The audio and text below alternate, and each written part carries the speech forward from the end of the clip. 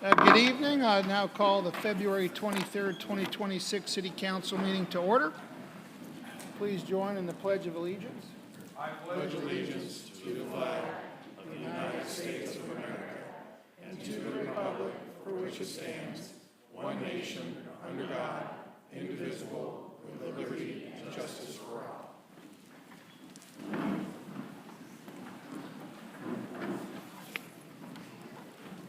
Well, welcome to everyone.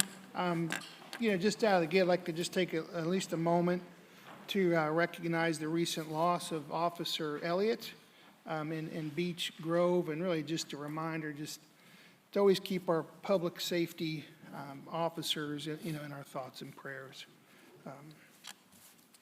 There's no announcements.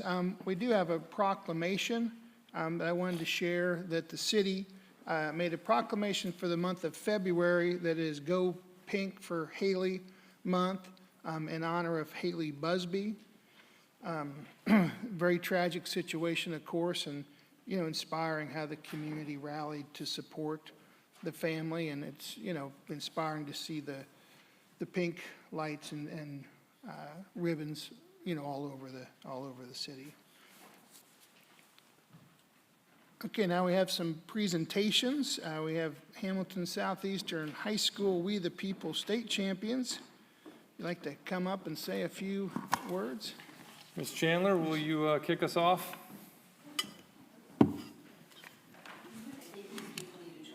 I would think that's appropriate, yes.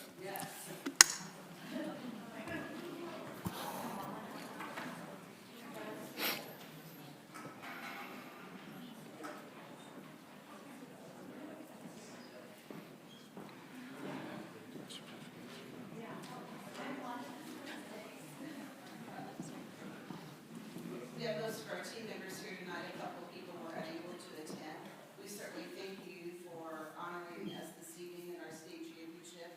We'll be competing in a national competition mid-April in the DC area, and hopefully we'll have good news with that. We're working hard, trying to prepare, and we thank you. If you don't know what We the People is, it is a competition that was started to honor the bicentennial of the Constitution in 1989.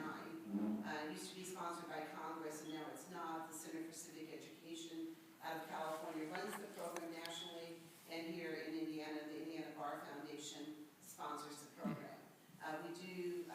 The Bar Foundation does receive some assistance from the state government and the state budget to help with the program and promote it throughout the state. So we're very excited to represent Fishers as well as the school district, of course.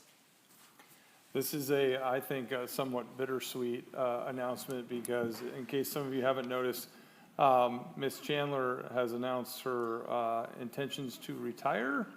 And so this will likely be the last We the People competition that Ms. Chandler will lead us on, and she's been just an extraordinary, frankly, an institution at HSE schools. And I did not come with the building, just so you know. I did not come with the building. It was already there, part of it anyway. But she will be sorely missed, and I can't thank her enough for her efforts. And if any of you have ever had the opportunity to guest judge, which I know many of you have, seeing these young people articulate in such an intelligent and mature way the issues of today in our country, it really inspires us for hopefully the next generation will get civic discourse correct. And thank you, Ms. Chandler, for all of your years of service as well, and best of luck to all the students. If we could maybe get a picture with the team, that would be great. John, you want to come up? Yeah, sure. Shall we applaud too?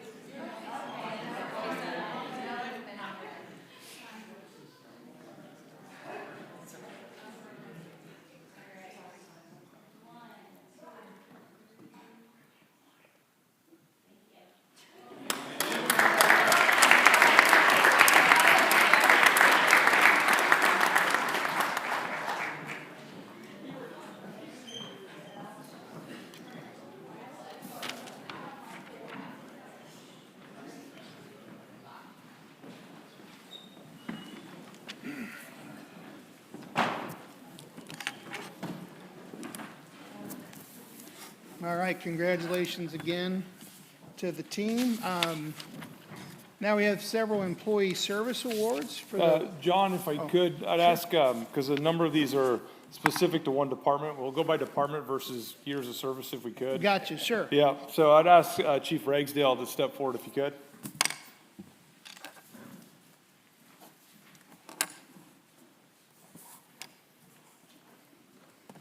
Good evening, everyone, council. I appreciate you giving me the opportunity to stand in front of you and recognize some people that sometimes probably don't get the recognition that they deserve. We all know that when you call 911, you go into people's houses, you go car wrecks, fires, things like that. You just expect the fire department to show up. For me, there's names and behind these faces, there's stories. This is a group of people that for decades now, 20, 25, and even 35 years of time, have got up in the middle of the night, responded to calls for service. They've missed ball games at home. They've missed birthdays, all things like that. So I do appreciate the opportunity tonight to sit in front of you and recognize this group of people that, for my money, really have, I think, had sustainability over the course of decades to help this department become the great department that it is. It's the work and the character of each one of them that's helped define our culture. You got people behind me back in the bleachers that we'll bring up here briefly that have been a mentor to me growing up through the fire service, and they're now in the world where they teach young firefighters. We have, over 150 people that they've had a hand in each one of those, really training them, making sure that they were great firefighters. They have done officer development.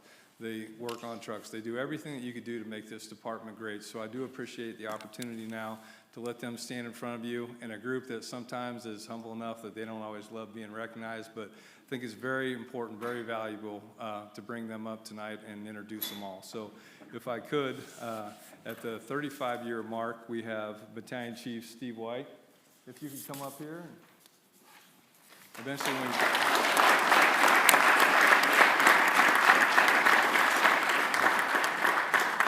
also with 35 years, Division Chief Jim Alderman.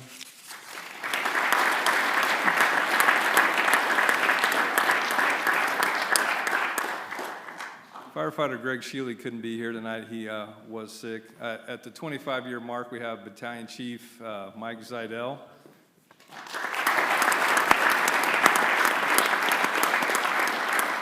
The 20-year mark is Battalion Chief Rob Hackett.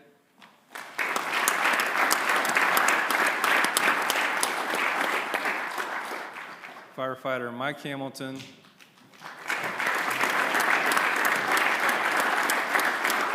And Lieutenant Jeff Stevenson.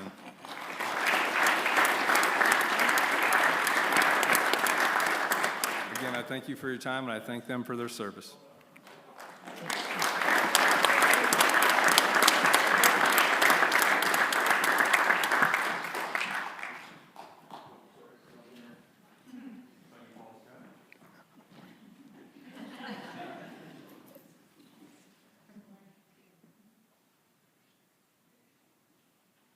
Thanks, guys.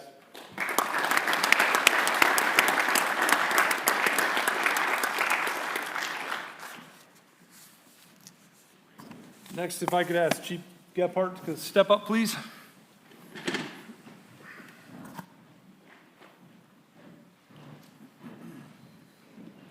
Thank you for allowing me to recognize one of ours with 20 years of service. Tom Brooks, can you come forward?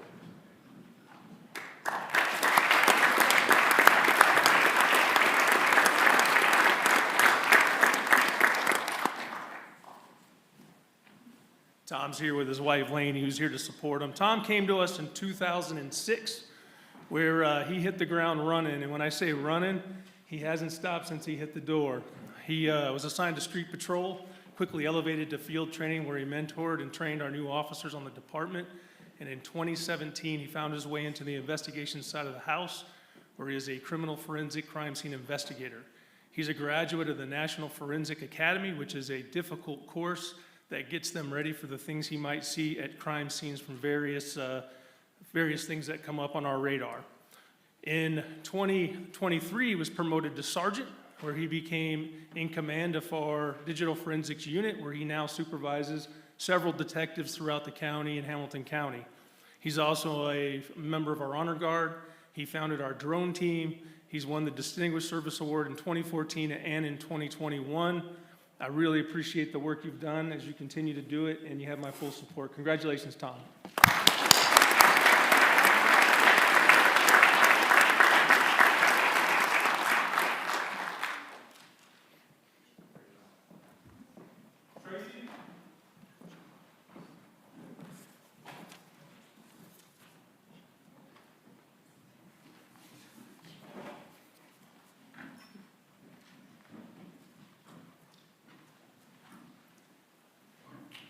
I'm used to being behind the camera, not on the camera, so I'll keep this brief, but appreciate the opportunity to introduce the council to Melissa Crow from our team, who has been with the city for 20 years, and actually met her husband at the job about a year later as well. Isaac's here supporting her as well.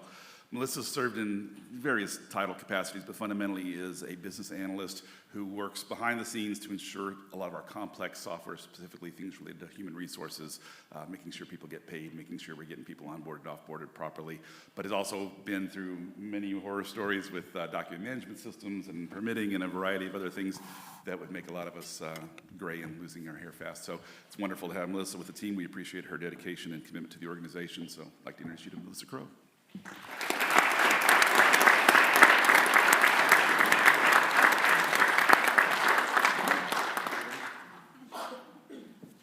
One side note, Melissa and I, when I was an intern, we actually shared an office together. That's how far back. That's awesome.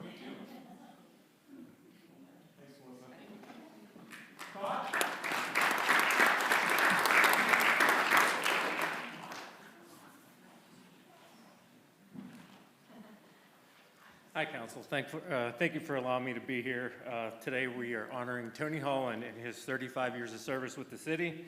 I actually had to write some of this down. He spent 8 years with Public Works, 27 years with permitting and inspections, and of those 27, he has spent 11 years as Assistant Building Commissioner. Tony, you want to come on up?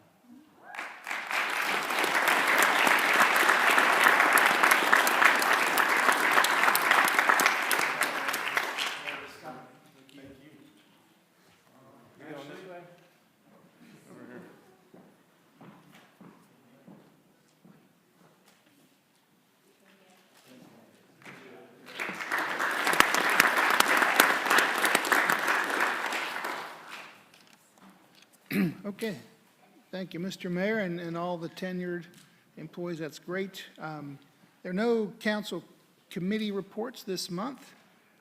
Moving on to department reports, Monica Heltz, Director of the Health Department, has put together the Health Department report. It's available online.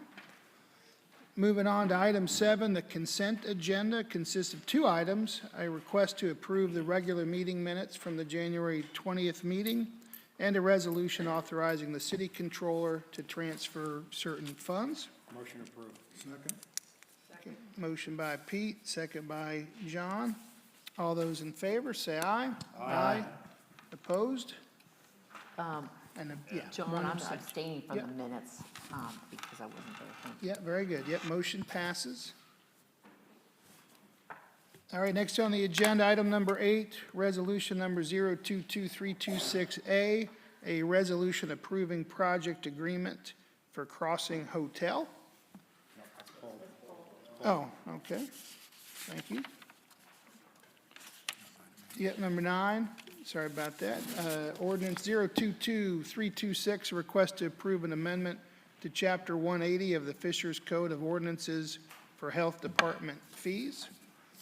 Monica, you going to present?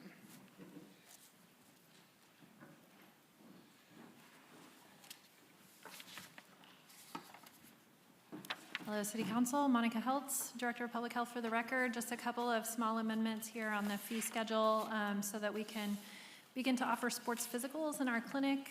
We're seeking a $25 fee for offering sports physicals and some amendment to the language on whether we can charge less than what the Medicare rate is, which is what we're seeking to do with that fee. I think our current fee says at the Medicare rate, and we would like to also be able to charge less than the Medicare rate. Okay, any questions I'll from, make a motion to suspend the, suspend the rules and approve on first reading. All right, motion by Pete, second by Selena to suspend the rules and vote on the first reading. All those in favor of suspending the rules, say aye. Aye. Any opposed? Motion to approve.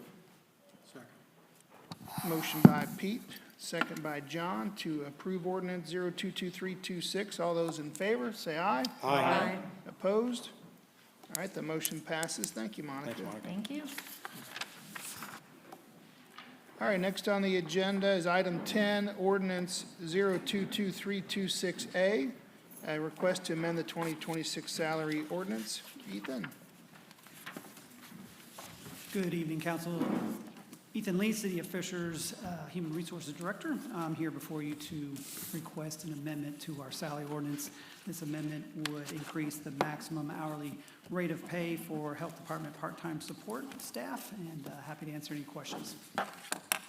Motion to suspend the rules.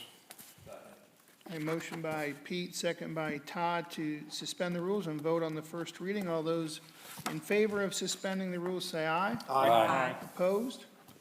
Motion to approve. All right, motion to approve ordinance 022326A. Motion by Pete, second by Todd. All those in favor, say aye. Aye. Opposed? All right, motion passes. Thanks, Ethan.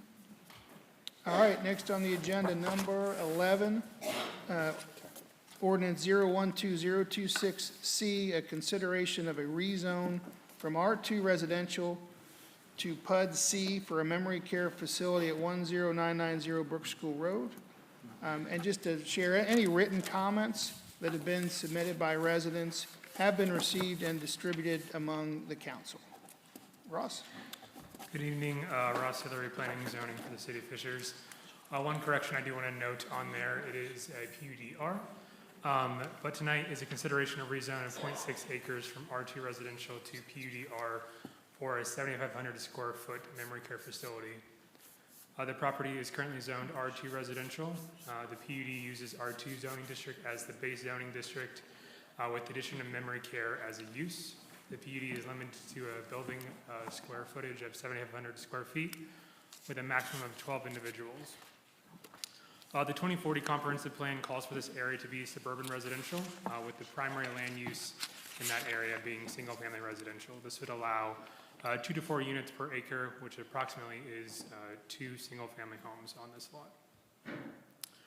The adjacent future land use of this property is a state residential to the south, which is the Breakwater neighborhood, and then suburban residential with the Sandstone, Knoll, and Hamilton proper subdivisions adjacent.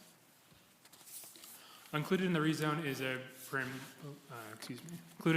a preliminary site plan, which is shown here, as well as an elevation. Plan Commission did meet on February 4th with approximately 25 residents in attendance. There's 14 public comments. 10 of those were in objection to this use, primarily residents of the Breakwater neighborhood. The Plan Commission is sending no recommendation before you tonight. Staff does believe this use and the planning development is an acceptable reuse of the property. The use, along with the small-scale memory care within our community, while keeping a residential nature. Petitioner David Lazenby, as well as David Morgan, are here to answer any additional questions and have a short presentation.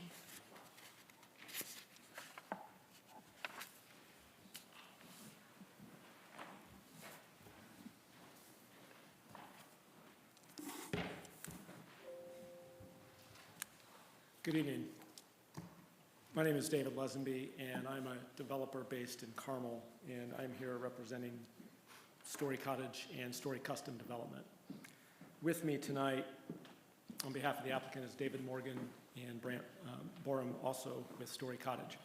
Tonight, we are here for you to consider our application for a request to allow a memory care group home for adults. I will show you how Story Cottage directly implements Fishers' adopted housing strategies and how it responds to a community need, all while remaining residential in scale and in character. First, the site. It consists of 0.86 acres, as Ross indicated, on Brook School Road. Under the current R2 zoning, given that there are 2 lots here, 2 single-family homes are permitted with no square footage limit. Under the city's UDO, residential care facilities and group homes for individuals with development disabilities, mental illnesses, or delinquent children are permitted uses in the R2 district. Either one of those could be built here today. However, the UDO does not expressly address small family-style group homes for adults, including seniors with memory loss. It is because of that gap that we're here tonight. The proposal before you resolves that anomaly and provides a means to allow group homes for seniors while maintaining all other R2 restrictions. So how do we resolve it? First, the parcel would be combined into one, like it was historically. Second, the PUD adds memory care as an allowed use, and all other R2 uses and design standards would remain. Third, there would be a maximum of 12 individuals that would be allowed to live in the home. And last, the home could be no larger, bless you, no larger than 7,500 square feet. What is Story Cottage, and why do I believe it's an important part of the city's future? We're going to talk a little bit about both of those tonight. It's a boutique memory care home designed and operated as an alternative to large facilities where people can live in proximity to their former homes and near their current loved ones. Story Cottage is a local company. This would be the 6th location. Each home is intentionally designed to be residential in nature, one story, custom home materials, extensive landscaping, no signage, and no institutional appearance. There are 2 to 3 caregivers present at all times. It's all private pay, approximately $11,000 per month, and families remain closely involved. It includes private bedrooms, a kitchen, a dining room, a den, and a backyard. It has all the components of a home, and it functions just like that one as well. I'll show you more of what Story Cottage looks like on the outside here in a few moments, but I wanted to give you an idea of what it looks like on the inside. If it's approved here tonight, the elderly that will be living here will most likely have lived their lives in Fishers. It's where they've raised families and built businesses and contributed to the community. And now caregivers would be helping them live the remaining years with dignity. It's designed intentionally to feel like a traditional home environment because research shows that familiar residential settings improve the quality of life for those with memory loss. Now I want to call attention first to a few plans before we look at what the home looks like. We believe this proposal complies with the Fishers Comprehensive Plan for a couple reasons. It promotes vibrant neighborhoods through thoughtful infill development. It expands housing choices. It supports aging in place. And it addresses the needs of households with disabilities. All of those are in the Fishers Comprehensive Plan. It is exactly the kind of small-scale infill development envisioned by the plan. Next, it's not just about the comp plan. Other plans have called out the need for senior housing because you as a city are way out front on this issue. You have 2 other studies that have talked about it in the last few years. First, the city's Accessible Housing Guide in 2023 identified that among the greatest needs in Fishers is, quote, sufficient memory care beds. And I've pulled a couple other stats. I know people don't dig into these things that often, but I pulled a couple other stats out of there that I thought were important. 7% of Fishers residents live with a disability. That's over 7,000 people today. 1,458 residents have limitations significant enough to merit residential accommodations and supportive services. And finally, just looking at the older segment of the residents, 75 and older, it found 43.7% living with a disability. Second, the Fishers Housing Needs Analysis from a year prior to that estimated that the population over 80 will grow from 1.6% to 4.7% by 2040. That's approximately 4,733 residents that will need some form of senior housing. Of course, housing strategy number 1, as you see up there, hit it head on, specifically calls out for encouraging development of a variety of housing units. So the data is very clear on this, that senior housing will be the most in-demand type of housing in Fishers over the next 20 years. Now, I understand property values are often a primary concern raised by neighbors for any new development. But for this one, there's been a lot of studies. And in your brochure that was submitted, you have some information on that. More than 50 independent scientific studies have examined the impact of small residential care homes on surrounding property values.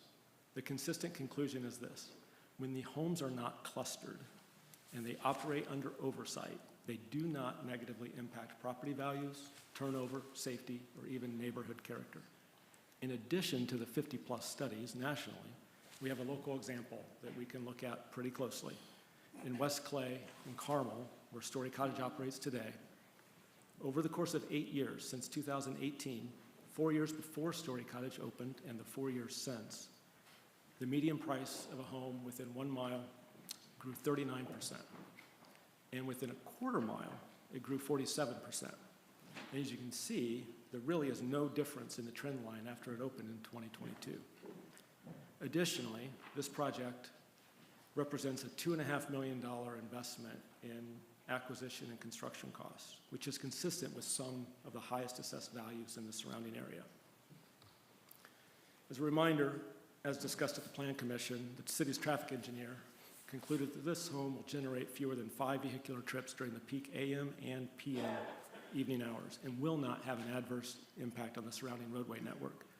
We believe that 2 single-family homes, which can be built under the current zoning, with teenagers living there, could potentially generate comparable amounts of traffic. I've mentioned before how this home is designed to blend into the neighborhood. There is no site lighting, there's no exterior alarms, there's no outdoor events, there's no striped parking lot. Typically, there are only 2 cars parked there at night. It's quite honestly one of the quietest neighbors on the block.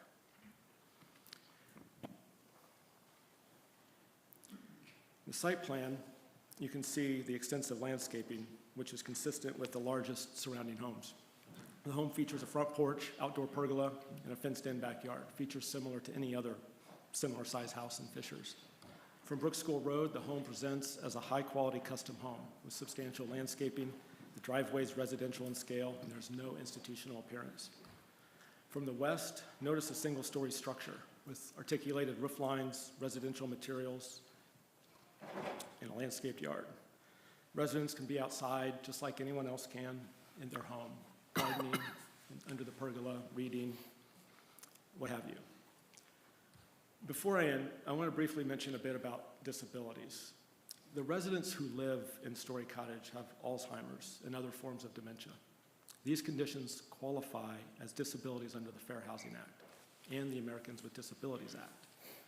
And as we outline in the appendix of the informational brochure that you received, this rezoning request is reasonable and necessary for our residents to enjoy housing of their choice, and it is not an undue burden on the city. Finally, Fishers is known for its high quality of life, and you all win lots of awards for that. But as the city matures, there's an increased responsibility to provide housing for seniors, and doing it for all seniors with dignity becomes very important. And I think Fishers can win awards for that too. The proposal that you're voting on this evening is residential in scale. It's restricted in its use. It's supported by adopted city policy. It's backed by a documented need. And it's been studied for traffic and property value impact. And it is supported by many residents in Fishers. We respectfully request your approval. Thank you.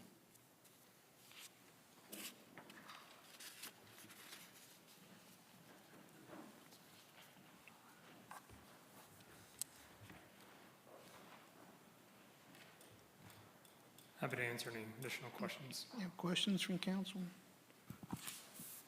I do have one question. You'd mentioned there's 2 or 3 people that are going to be there with the residents. You have any, what type of, are these professional designated people? Are they just people you hire to watch over them? Just curious.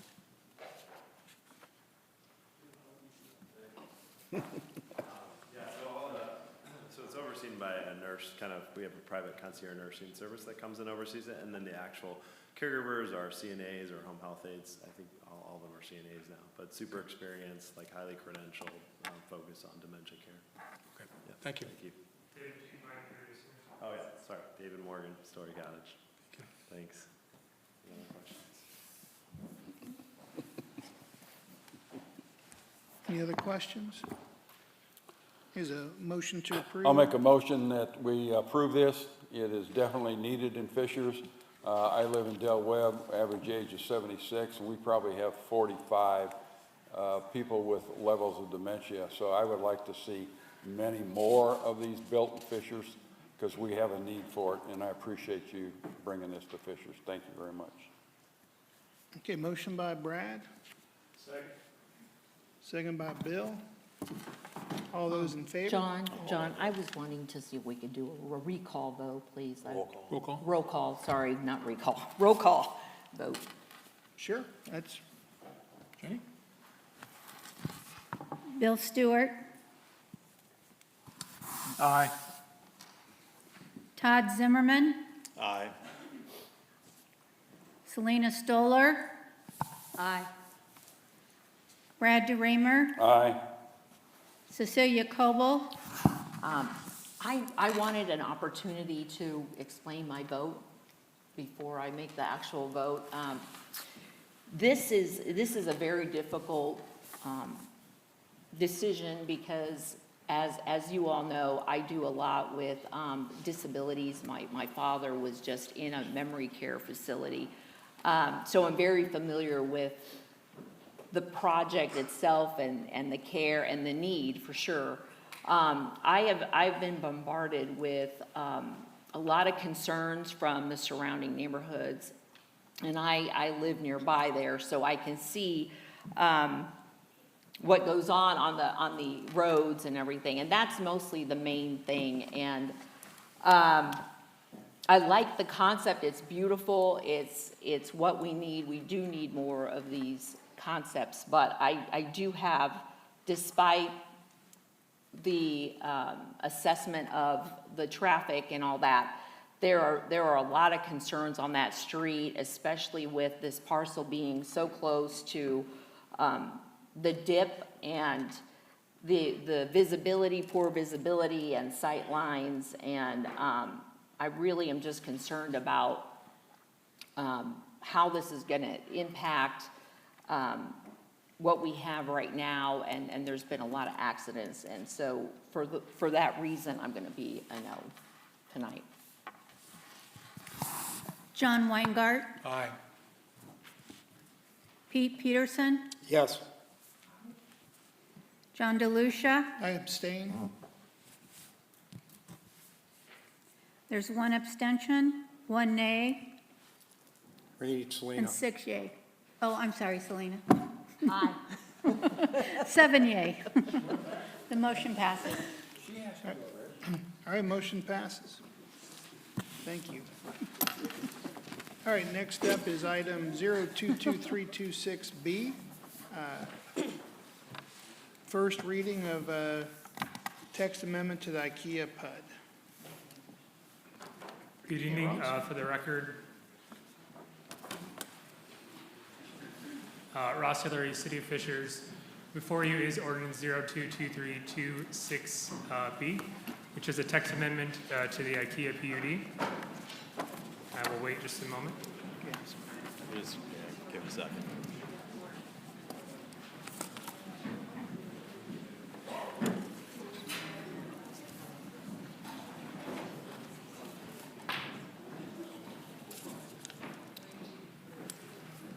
As mentioned, the consideration of text amendment to the IKEA PUD, which is including subdivision of one lot in 3 blocks, as well as updating the uses and standards for Block A and Block B, which I will explain. The address of the IKEA PUD is 11400 IKEA Way. A summary of this is the text amendment applies to Block A and Block B, which on this map you can see there. Lot 1 is the IKEA Fishers location. All uses to that structure will remain as it is. So this only pertains to Block A and Block B that are shown there. The uses that are going to be allowed or proposed are C3 commercial, along with several items that are not permitted. It will include up to 2 drive-throughs, 1 per lot. It aligns with the adjacent Sunbeam PUD. Block A is approximately 2.15 acres, and Block B is approximately 2.48 acres. A replat is expected to go before our plat committee in April of this year. The replat does include cross-access easements for both of these lots. No standards are changing as mentioned for the IKEA building. Timeline for this is first reading tonight before City Council. We do anticipate a public hearing at Plan Commission in March, and then we'll return back here in March for final reading. Happy to answer any questions on this, and Max Mauser on behalf of Sunbeam is also here to answer any questions. Ross, just so everybody has the same clarification, you and I spoke today about this, just so I get an understanding of what we're doing. Will not allow any curb cuts along what road is that? Is that IKEA Way? What is that? IKEA Way and USA Parkway, correct. So if they're gonna have drive-throughs, they're gonna be accessed off the interior and not allowed access directly back out onto IKEA Way, correct? Yes, that's the intent. So engineering dictates all curb cuts, and with the intersection improvements that already exist there and the cross-access easements that are being proposed, the intent is that they would be off of that internal drive. Yeah, when they come back for the intent, I'm gonna make sure they're not on that main road if I have any say about it, because I don't want those coming in on the drive-through lane if we can help it there, so I appreciate that. I'll I give have it a question. What is Block C? It looks, Yeah, great question. So Block C is where those Kia flags are located right now. So that is part of this block. So those standards would not change. And those flags go back. It's a carve-out. yeah. carve out of I that knew it was a parcel. carve-out for Yep. something. I just didn't know what, so, okay. I'll give it a first reading. Okay, first reading. All right, next on the agenda, first reading, ordinance 022326C, consideration of text amendment to the Fishers 2040 plan. Ross Hillary, City of Fishers. Before you is our 2040 text amendment to update the Fishers thoroughfare plan. We do this annually and wanted to present this back in front of you. In the council action form, there was a long list of updates to this, but just wanted to bring out a couple key items. So the intersection improvements at 116th and Klotz Farm Boulevard is located on this update, as well as improvements along the Brooks School Road corridor, various new local roads and subdivisions, and then updates that are anticipated in the Saxony area. So happy to answer any questions on this. It also is anticipated to go to Plan Commission in March and return here later that month. Questions from council? I have a question, but you can answer it at Planning Commission. But I'd like an update on the 116th and Allisonville. I know that's been switched from roundabout to intersection. We're talking timelines. I'm getting asked questions from neighbors about cut-throughs and different things like that, of how that's going to be handled. Okay. First reading? Oh, and a private road update at that time might be good too, because the king of private roads will be asking. Got it. Any other questions? All right, First John. reading. Yep, first reading. Okay, next, number 13. This is a public hearing for item 13, ordinance 111725E, a request to approve a voluntary annexation of Linwood Hills. Lindsay? Good evening, Council. Lindsay Bennett, Corporation Counsel. This was an ordinance that was before you in November. Today is just a public hearing. The adoption will be brought back in April. Essentially, this is an annexation that is being done in conjunction with a septic elimination sewer connection project in a neighborhood called Linwood Hills over at 131st and Allisonville Road. We did get over 51% of the voluntary annexation petitions, so this is considered a voluntary annexation. But I'm happy to answer any questions that you may have. Okay, any questions from council? Okay, there won't be a vote taken on this item. It's only a public hearing. I'll go ahead and open the public hearing. If you wish to speak, you may come to the podium and address the council. Please state your name and address for the record, and you'll be given 3 minutes. Okay, seeing none, thanks, everyone. I'll close the public hearing, and we'll see you. Lindsay, are we still waiting on the financial plan, or why are we not voting? It is just the statutory scheme for annexations. It allows for an extended period of time between the public hearing and the actual adoption of the ordinance. It's a fairly long process. Thank you. So it'll be in April, I think it'll be back. All right. All right, any other new or unfinished business? All right, seeing none, I'll now open it up for community comment. Any member of the public wishing to speak may come up to the podium and address the council.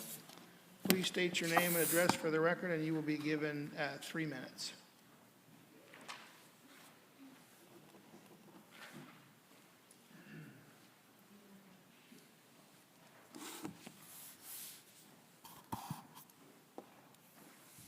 Amy Perry, 106 Chippenham Lane. Good evening, everyone. I'd like to invite you to enjoy the beauty of Ritchie Woods along with a clever, health-focused, self-guided walk this coming Saturday from 10 a.m. to noon. It's called the Heart Hike.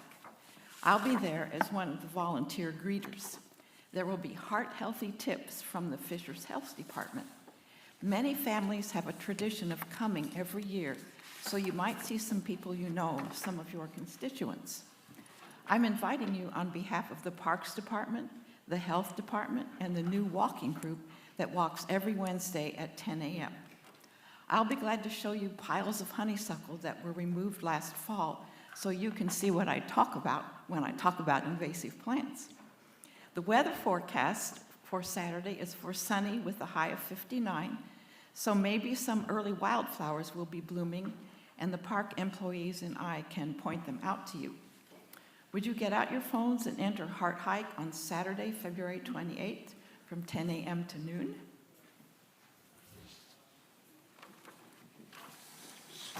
Okay, thank you. Any other comments?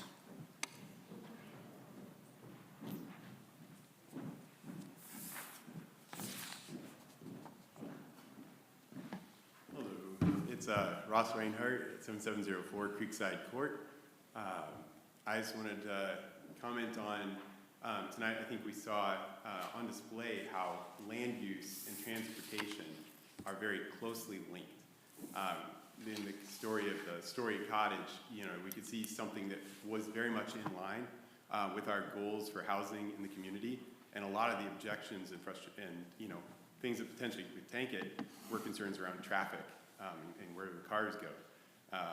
And you see that repeated often as we, you know, look to infill parts of Fishers. And I think where we are as Fishers, where we don't have as much land that isn't developed yet, we're going to have to come up with more intensive uses. In Fishers, we're going to see that challenge more and more if our transportation system is purely car dependent. And so I think that's why it's important for us as a city to consider getting other things in the mix like public transportation, and of course walking and biking, to be able to free up the roads so that, you know, those that have to drive can have an easier time driving, and we can be able to use have these more intensive land uses without that restriction. There's lots of other benefits from a land use perspective for us from doing that as well. You know, something like 15% of rent in a multifamily building ends up paying for the place to put the car for the person in the building. So as much as we can minimize that, you get more affordable housing. Looking at the Federal Highway Association stats for the Hoosier State, so about almost a third of Hoosiers don't drive, they can't drive a car. A good part of those are young people. And so by creating these alternatives, like public transportation, we're opening up opportunities for a whole swath of Hoosiers that that aren't served by an only car-dependent system to be able to get around our cities.